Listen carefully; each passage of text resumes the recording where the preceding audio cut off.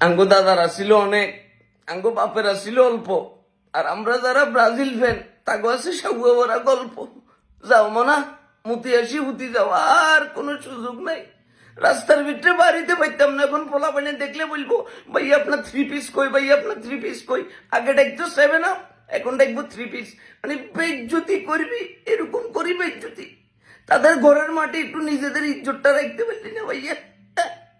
মানে লাস্ট 6টা বছর তাদেরকে হারাইতে পারি না। এখন এই যে এখন তো তারা বলবো যে কি মেসিও তো খেলে নাই, মেসি যদি থাকতো তাহলে এক যেমন কনফার্ম 7 আপ না আপার 10 হয়ে যেত ডাইরেক্ট ভাইয়া।